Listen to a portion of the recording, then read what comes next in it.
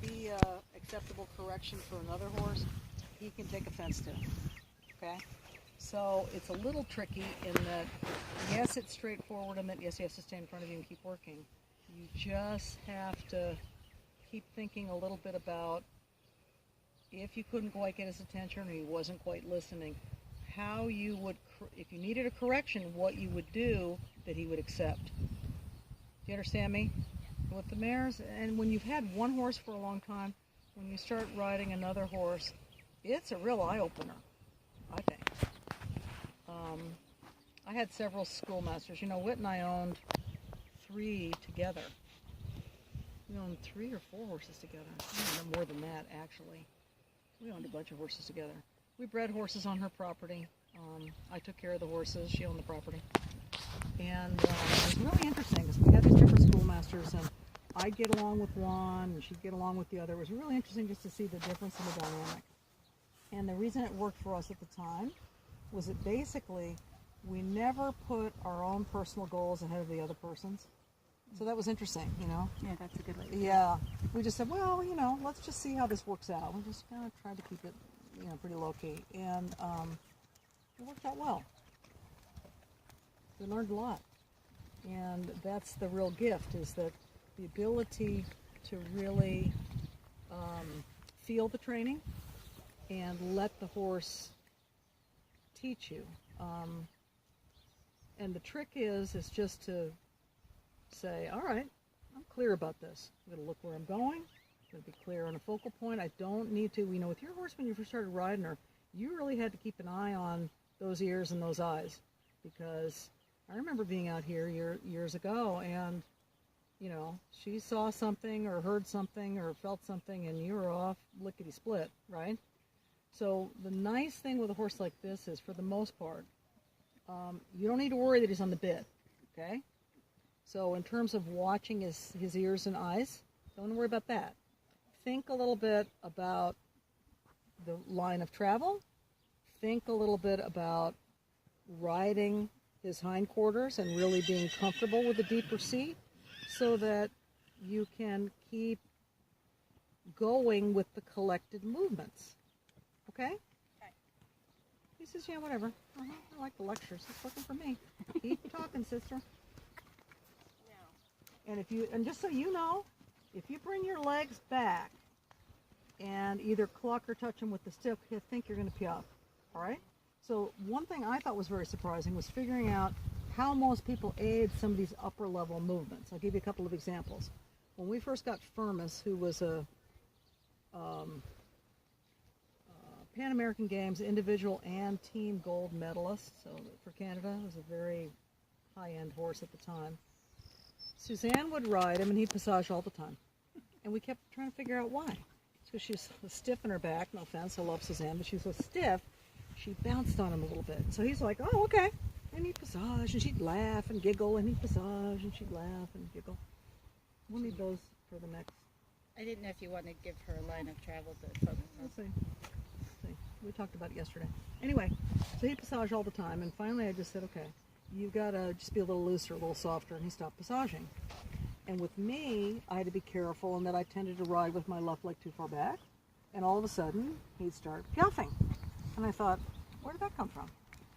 So a Grand Prix horse might anticipate the piaffe from a walk, okay? If you find yourself sitting a little heavier, you're a little stiff that day, you're bouncing a little bit, they might think you want passage, okay? If you change the bend or switch your legs or shift your weight, they will do a flying change, okay? So those are really the main things. When I first got Firmus too, the first time Charlie and I went to do a canter half-pass zigzag, and I almost fell off because he was so fast. He was like, pull right, and I'm going, oh, I had no idea. I didn't know horses could react like that. I've never had a horse before. Yeah, he was very highly tuned, okay? So it really does take a little time to figure out what in our positions might be encouraging, you know, different responses and or movements, okay? He looks very happy. He looks very sound. Very sound. You want to know the horse. relaxes a little bit in the warm-up, focuses, swings through the back. You'll see that with some of the warm bloods, if they're a little looky, which he isn't, but if he were, they ride him a little deep, meaning pull lower, nose behind the vertical. And it's funny, and you'll meet people that are like, oh my God, that's roll cur. It's like, you know what? No. Exactly. Yeah, roll cur is an extreme technique that is only done with the hottest, wildest, naughtiest, or unless it's done very incorrectly. And now it's being regulated in Europe, so it's going away. And that's where it came from, of course. We didn't invent it. Good. Super. Good. He goes, yeah, It's because I'm wearing purple. Look how super I look. I'm so handsome. Is your dinner? Yes. Thanks, Mom. So you want to decide if you want to do some bending lines next, you want to do a little leg yielding next, you want to do a little cantering next. It's up to you.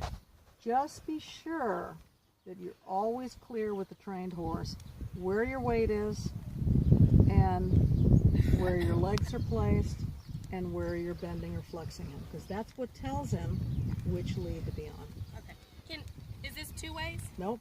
Okay, so I can yell and so you can hear me. You can yell away. Well, I went to the feed store today to get a stirrup strap, spur strap, Yeah? and I came with all sorts of other things, and I forgot my spur strap. Okay. But remind me when I get off, I want to know kind of how Yeah. tight. Yeah.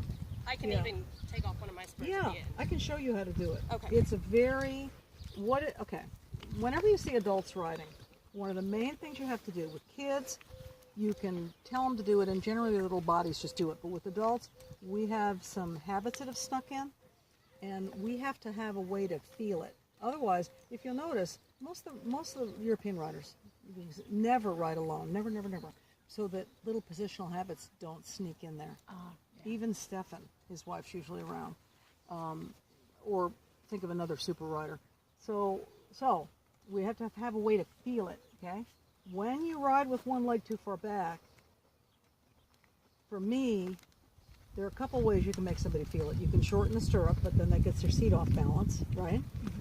If you just temporarily tie that leg a little forward, then when they go to draw it too far back, they feel the pull against the stirrup. Okay? Just a temporary thing, and you may feel like you're in a bag, but it won't take long. You do it a few times, and you'll say, "Oh, okay."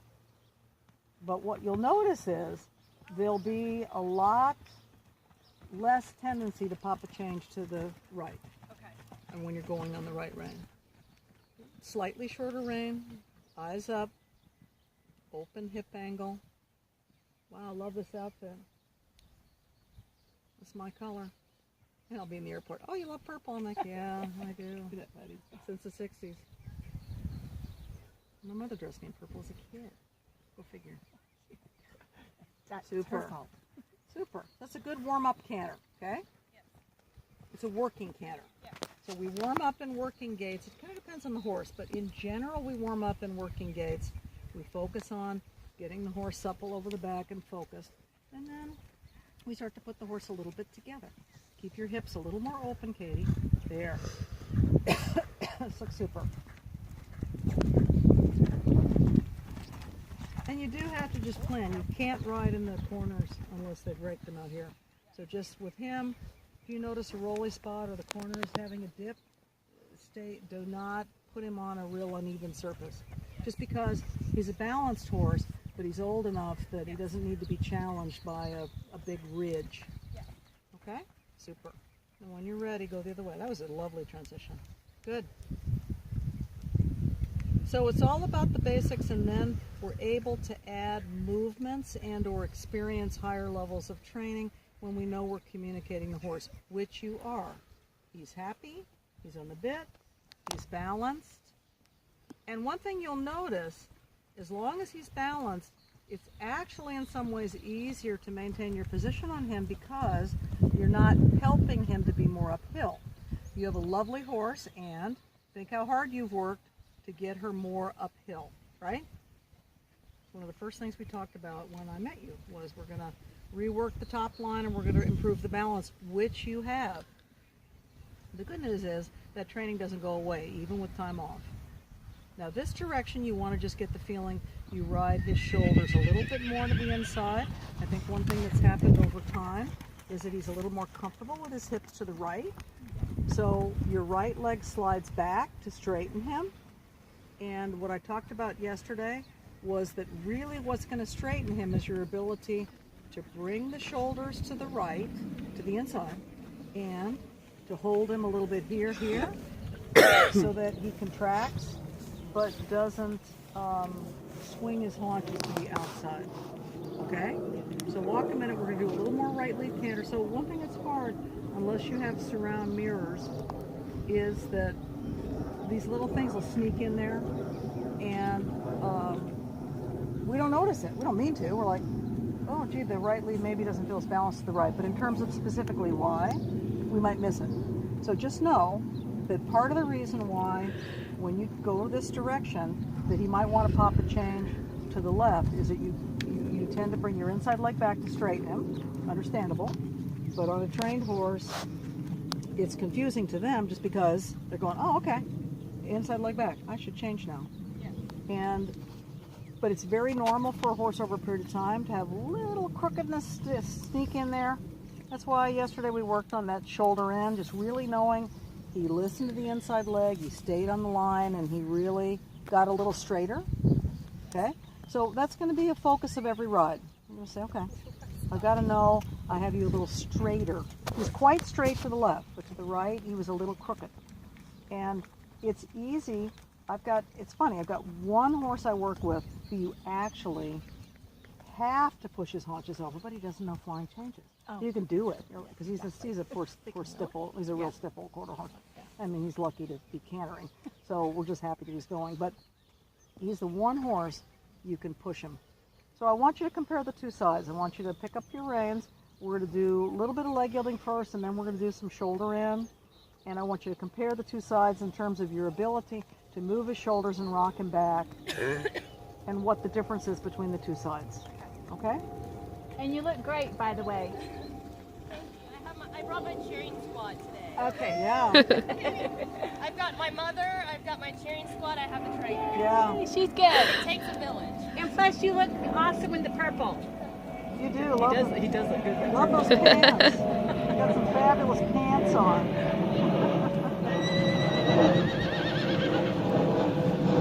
We went to the Bernie Wine Company last night. Do which one? Bernie Wine Company. Oh You yeah. have people that visit Uh-huh. that like wine. Yeah. It's fabulous. See, now I don't drink. I know you That's don't, but fine. I mean, But a lot of my friends go there. Yeah. Yeah, so I'll Yeah. go there with them. I know you don't drink. I always ask them, do you have Diet Coke? Yeah, they do. Yeah, I know. They do. Okay, so take up your reins. And just, what you start to recognize are the areas where he might anticipate something you're not used to, okay? And walk is one of them, because a Grand Prix horse goes walk to piaffe or walk to passage all the time. And if they're being sold as a Grand Prix horse, they're working on that every day. Yes. So when we start to increase a little bit of activity, we shorten the reins, we get ready, you may feel them saying, oh, what are we going to do? What are we going to do? And you need to say, oh, well, this is different, because if you haven't felt it before, it feels kind of strange, doesn't it? Maybe it doesn't to you, but I remember the first time I had a horse go, oh, should I be piaffing now? I was like, what did I do? I was very surprised. All right, so when you're ready, you can go back and forth between sitting or rising trot, I don't care. For the shoulder end, I want you to sit for little periods of time, but for leg yielding, it's fine to post, okay? So when you're ready, develop your trot and shorten your reins a little bit. So once you start to do more lateral exercises, you want them a little bit more together. If he curls, close the calf a little bit and look at me. If he really curls, you might have to do a gentle lift this way, but it's pretty gentle. It's not a big correction. And over. Yeah, good. Your head on straight. Yep, looking for, yeah, super. That's terrific. And hopefully the next time you get a video, it won't be as dusty. You won't really be able to see the crossing, but you'll see his alignment. You won't see the crossing because it's too dusty, but he was crossing well. Yeah, over. There you go. Stay centered. Look where you're going. Terrific. Okay? So if you've kind of tested the water and he moves nicely off your left leg, change direction. Check his response to the right leg. Thinking about the balance through the shoulders, through the turn, looking where you're going. Yeah, he's a lovely horse. He says, I like you. She takes really good care of me. I really like her. And that's really important. It is. I'll tell you, if they don't, that was what really got my attention, is that suddenly my horse said, I'm not so sure I'm liking you so much. And I went, oh my God, no, don't tell me. That's not good. Look at me. Up. Yes. See the difference? Yes. You don't need to worry. This is actually quite important. Other than maybe occasional curling, Katie, you don't need to worry this horse is on the bit. He's on the bit. You need to think about your posture, your balance, and his straightness, okay? Stretch your right leg a little down. Stay tall on your right side. Well, I like that shirt. Where'd you get that? Bless you. Thank you. That shirt. Find out, Mom. I want one of those. She has a red one like it too. I want one of those shirts. It's Arctic Cool on Amazon. Arctic Cool on Amazon. That's a lot cheaper than a riding shirt, huh? Yes. That'd be good. It's ridiculous. I mean, honestly. The red one was only $10. Wow. Oh, girl. Arctic, cool. This one was like 28. Oh my god. 28. Well, but if that were a riding shirt, it'd be Yes. 58. Yes. And now with the cooling ones, the long sleeve ones are $100. And Yes. I can't. Oh my I God. can't pay that. Who wants to? Who wants It's gonna to? sweat in it. Who wants to? It's crazy. Good. They so really that- do feel good. Yeah. Yeah. So this is good. Okay. Yes. You've walked, trot, a canter. You've done a little leg yield. He's nicely on the bit. He looks very happy. He's over the back. And then you start to explore a little bit more collection. And that can be working on your lateral exercises in the trot. That can be working on simple changes in the canter. That can be a little counter canter. That can be when he's really listening and you're really feeling confident, some flying changes. I mean, there's just all kinds of things you can do. I think I would avoid too much school canter. You know, when you said that at times he would just like throw in a bad pirouette. Well, the things that are hard on horses are piaffe and canter pirouettes.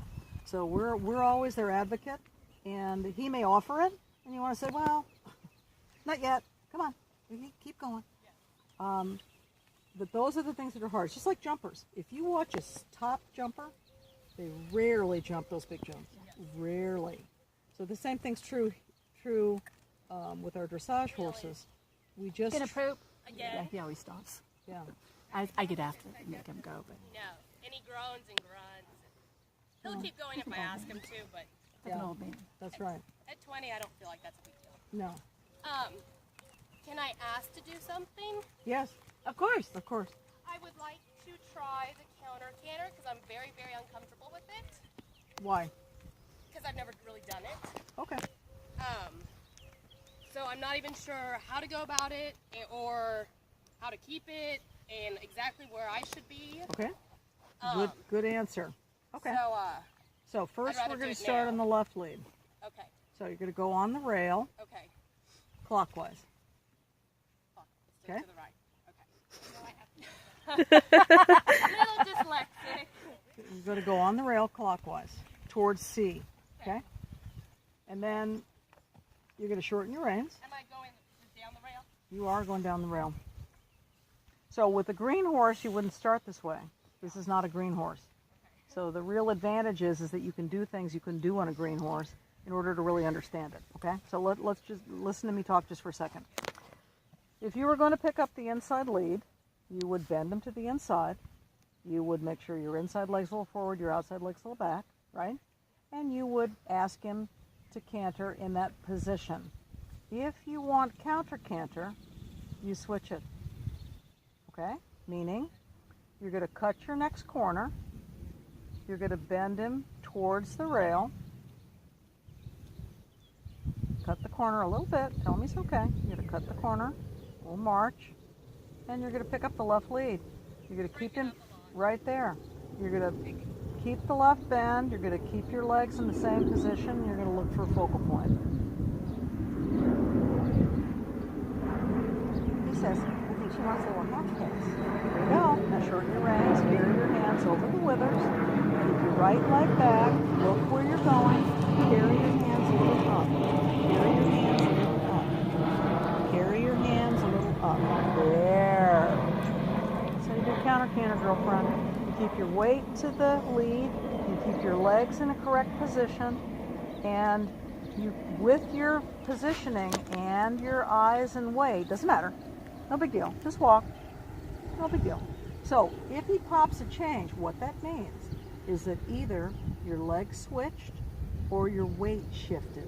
My weight is switched. Yeah, so the thing that's a little hard about counter canter is for the rider to keep remembering they're riding in the direction of the lead. Legs don't move, seat doesn't move. So I keep my bend to the left. correct? Absolutely. Okay. Always. I think my body went to naturally go, Right. tracking Well, you line went to and- turn him a little Yeah, bit, and yeah. so you shifted there, okay? Yeah, I felt it. At You least would- you know he'll change. Yeah, to the right. Yeah. And the thing about it is that you start to really realize that trained horses are trained to pick up whichever lead, whether it's true lead or counter canter, according to the bend and the rider's positioning, okay? And many people struggle a little bit with this just because they have to learn body control, okay? You were fine for almost 3/4 of the way around the ring. So that's great. With a green horse, we would never do this pattern. But this is not a green horse. And the advantage is that you can do, to some degree, a harder exercise. It's not hard for him, but if we look at it, logistically, I mean, in terms of progressive, it would be harder. A green horse, we wouldn't do this. Right. But with a trained horse, it allows you to be more in control and really think about where your legs are placed and where your seat is and feel it so that then you can do other patterns more easily. Okay. Okay? So we're going to do it one more time this direction, and I don't even care if at this point how long you do it. Well, let's say hypothetically, you picked it up hypothetically at K. You could even counter canter to E and then change rein across the diagonal to M. I don't care. It's not necessarily that you can go and go and go and go. Because eventually he's going to say, well, it sure would be easier to do a flying change than this darn counter canter. I think I'll help you. Yeah, I'm going to help you out here. Let's get this over with. So it's not necessarily the amount of time, it's the quality of what you get. Okay? So you start with this counter canter first. Another thing you can do, once you're really clear about where you're supposed to be, and you even told me, so I'm not sure where I'm supposed to be, you can pick up your collected canter, do a 3-loop serpentine, no change of lead. Okay? Or you can change rein across the diagonal, maintain the counter canter. There are many different things you can do. But I want to be sure you really understand it.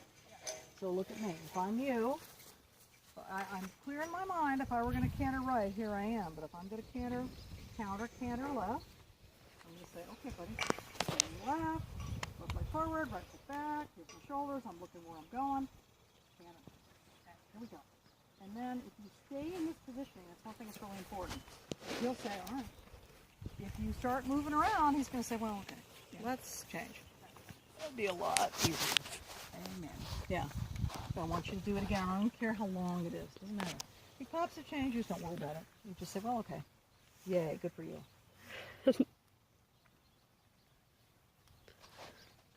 So when you feel comfortable with it, you could hypothetically pick up counter canter anywhere, anytime, right?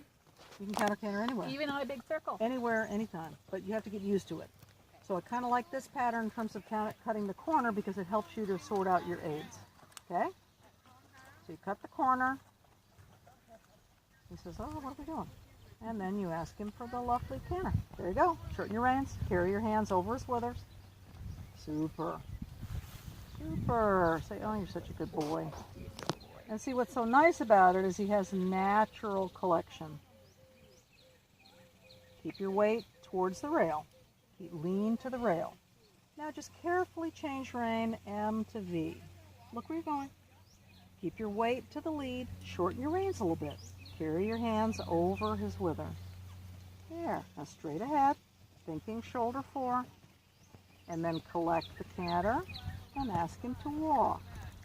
Pull your... That's okay. It's okay. He just tripped. You're all right. It's okay. Just take a breath. You're both all right. So tough with those corners. You all right? Okay, that's a little scary, I know. You okay? Just walk a minute. Let's settle down. Just Completely You know what's sad? You know what's sad? You feel like you make something happen, I swear to God. Remember I just said, now watch those corners? I mean, I feel like I make it happen, you know? There you go. Now collect and stay out of that corner and walk. Shorten reins. Collect. Yes, and pet him. Good.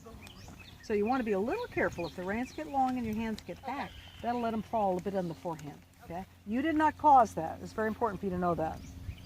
And this story will get your attention. It's funny. So remember I told you I cry in lessons? Well, I went and took a lesson, and there was a problem with the footing where I went to Clint. Okay? Near the end of the lesson, when the horse is a little tired, I'm cantering along. I want to go to the trot, and I mean, she went down, and I mean, we were going, and the wall was right there. We're going, and I'm like, well, and at the very last minute, she's strong. She went, whoop, picked us up. I burst into tears. The clinician comes over and goes, are you okay? And I went, oh my God, I've hurt my horse. And she said, what? And I said, what did I do? Did you see what happened? What did I do to make her do that? And she went, well, you didn't do anything. She was tricked. Yeah. And I'm like boo-hooing, and she's saying, oh, a lot of emotion tied up in this horse. I said, yes, there is. Emotions and money. Emotions and money. Oh my God. Yeah, but emotions. All right. Emotion. So, We're gonna try a circle down here. yeah, we're not doing that again. We're gonna cut those corners. So we're gonna change direction, and we're gonna do the same pattern with the counter canter. Okay? Yeah, good. Lovely turn on the haunches. You overturned a teeny bit at the end. It still would be a 7. Okay? I'll show you what I mean. I'm you, okay? You were here, it was lovely. You got here, instead of just going straight, you went, whoop. Okay. Well, you went, remember, a turn on the haunches is allowed to be 1 meter wide behind, so if that's true, here I am. If I start and I'm turning, see, I end here. The line of travel was over there. So then I just walk back to the line of travel. Okay. But a lot of people say, whoops, that's getting big, and then they overturn, meaning they turn the shoulders at the end of the turn because they thought it was too large. Make sense? All right, so we're going to do the same thing this way. And what this is going to do is make it very clear to you your leg positioning, control of your weight, your focal point. And he definitely, when you do more collected work, has to have a shorter rein and your hands carried over. Wow, look at that. Look at her go. Keep your left leg back. There you go. Keep your weight towards the rail. Shorten the reins a little bit. Yep, there you go. What a good boy. You're going to cut that end off a little bit, just carefully. Doesn't matter, doesn't matter. Just walk, no big deal. I'm just being a chicken about the corner. Yeah, I know.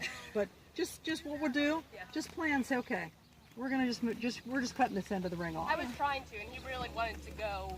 Well, he knows where he's supposed to go. Exactly. He's supposed to go in the corners, but yeah, so it's okay. Now remember, rein shorter, hands over the withers, your weight towards the lead, right? And your legs stay in position. So what you may notice with yourself is if your right leg, the one towards the rail, gets a little dominant, he may get a little confused about if you want him to stay in the counter canter or not. Super. Super. Super. Carry your hands over his withers, Katie. Good. And then I would trot before the short end.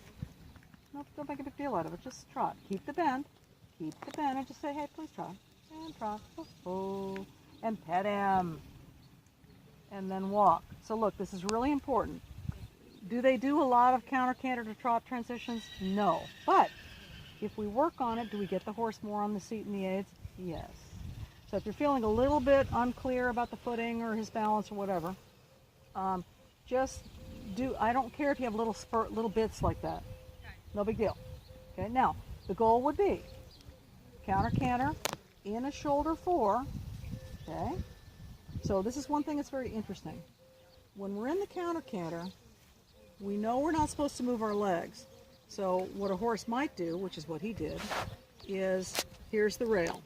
Instead of being like this, here's the rail. Doot, doot, doot, doot, do a little bit like this. Okay, now that's kind of in a position to change, isn't it? Yeah. You're like, yeah, I'd love to do that on the forehand.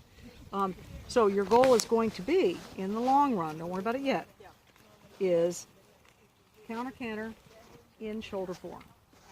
Okay? But that's going to take a little time. Believe me, that's not, it doesn't just necessarily happen immediately until you're more comfortable with it and you feel like he's in control, balance, you understand it. Yeah. Okay? That's a goal. Okay. So walk another circle. So the goal will be, whether it's right lead canter or right lead counter canter, that he's going to be in a shoulder 4 in that lead. Because that's his side that's a little more crooked. And you're just going to catch yourself if you feel that you are trying to push his haunches to the left. And you may feel it, like, gosh, his haunches are against my inside leg. You can correct it, but it's hard to correct that particular tendency in the canter at that moment. Yeah. Because he'll say, oh, line change, woohoo, let's go. He's so good. So I want you to, when you're ready, let him walk one more circle, and then I want you to do a little turn on the haunches this direction to reverse. So it's hard when there's a fluke, but when you're up on the horse, you're going, oh my God, where did that come from? You know, for me, it was such an attention getter because we were like, way down, and then I was like, oh my. Kirsten's gasp scared me. You what? I could hear Kirsten gasping. Well, we went too. Yeah, we did We all too. gasped. You didn't just hear Kirsten. She always gasps. Well, she's right You there next to me. you can't overreact to that because Yeah. at least now I have her not. I don't know if you were there, Katie, but we had some lessons with Kira on her mare. Oh, I thought Kirsten's gonna have a heart failure. Oh, she would jump up and scream, and I'm like, oh my God, sit down, be quiet, because it made it so much worse. You know, I said, look, you thought she was afraid before. Now you've really scared her. Well, that's true. 'Cause I Well, was and then like, the oh mare my bucked her off. Yeah, right in front of me. I remember. He bucked her off. I'm like, oh my God, his legs broke. Yeah, I knew that. I knew that was a No, tough kid. She got bucked off twice, and the one time she was hurt. She got bucked off out here. Ooh. And she was tough. She's like, I'm gonna ride, and I said, are you sure you're okay? Super. I don't care if they're large, okay?